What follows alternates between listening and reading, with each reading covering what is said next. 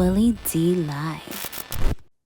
How did the producers of that show, the reality show, come for you? Like, how did what was it called? Queen Pins? Mm-hmm. Yeah. How did they locate you?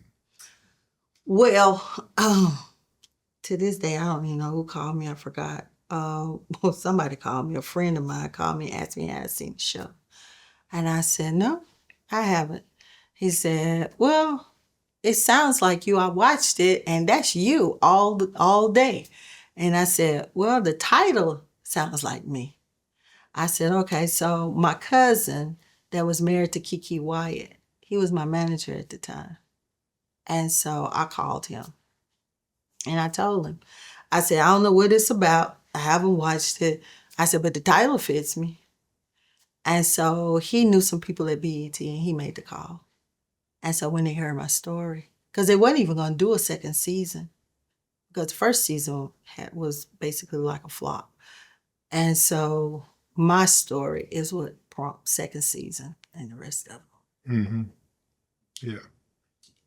Are you planning to do some type of spinoff of the series? And because I see that happening a lot when people do those reality shows. Yeah, that's what me and my current manager, Jamaica, we've been talking about turning it into either a docuseries or a movie, just a straight movie. So that's what we're looking to do.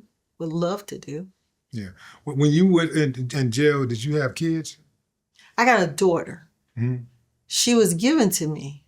She's not my biological daughter. Her mother gave her to me when she was 3 months old. And so I raised her. She grown now. We're her own kids. And what type of person is she now? What type of life does she have? Well, she's a working young lady, and she has 2 kids that she's taking care of. So she's doing good. Yeah. The series has it exposed you to like has it been a blessing or a curse? More of a curse. It's been a blessing. Okay. It's been a blessing.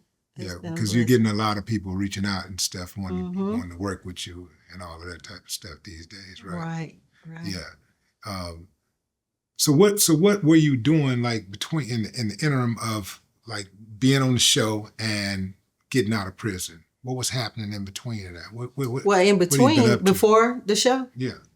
So before the show, when I got out of prison, I I entered into a program that the late Commissioner Bob Harrison had started. It was called Focus Program, and it was to help individuals that just got out of prison to get a good job, a job that pays money. And so what he did was went around to some of the bigger companies and got them to hire us. And so I made it through his program, and I ended up, he hired me with Madison County. So I got a job working with Madison County also. And that was to helping the other individuals that was coming out of prison. Then I worked the job. It was National Copper. I worked there for about 4 or 5 years. I worked all the way through until when I got my partner, And then when I got that, I went full force with my cleaning service. I reopened it. So I was doing that. And then I just had so much work, and people just don't want to work half the time. So I end up letting that die down. And what else did I do? I did a lot of stuff. Let me see.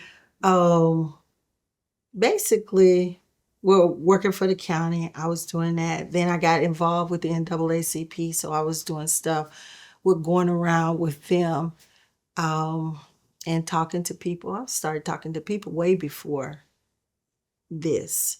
Commissioner actually had me going around speaking too before he passed away. And then I was in school. Then I graduated pre-law, and I was going to go to law school, but when I lost commissioner, then I ended up taking care of my grandfather.